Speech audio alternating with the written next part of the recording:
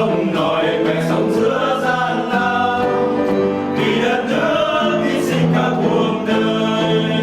Nhìn mái tóc mẹ bạc phơ và ánh mắt mẹ như mơ, đã biết mấy chờ mong mỏi mòn. Từng đứa con ra đi không bao giờ chờ ai, chỉ cầu hát dù con bên lối, chỉ cầu hát vuốt đời mẹ dù ta trẻ mãi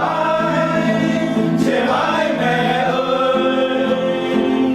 Chìm lãng hết ngàn đắng cay, tình thương nước mẹ bay bay, tình bóng dáng đàn con của mẹ là dáng những cây non tươi xanh giờ đầy lòng.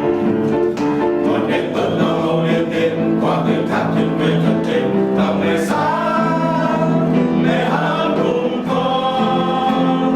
Trong thì nước non mẹ Việt Nam anh hùng, tự hào chúng con có mẹ Việt Nam anh hùng.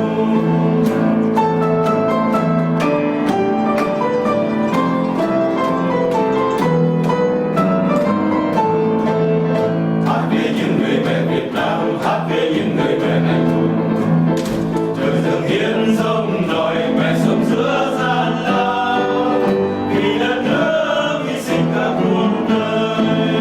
Mẹ đã có cả đứa con, mẹ đã có cả nước non, mẹ mãi mãi cùng con trên đường dài núi sông hôm nay từng người mẹ nhân. Giặc tan hết ta xây quê hương theo những nắng bậc trời nắng bóng để rực rỡ Việt Nam. Mẹ đã có ngàn đứa con, mẹ đã có cả nước non, và đôi theo sầu đau hàng ngày và chúng con hôm nay thua vào lòng mẹ.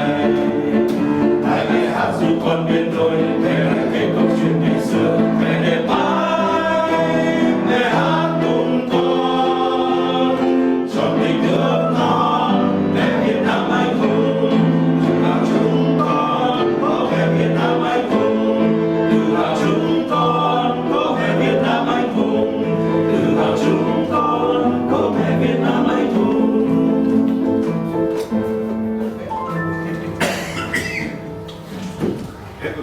Không chắc với bạn ho. Với có cả ho. Thế có. Thì bác trưởng bạn ho với ho. Sợ.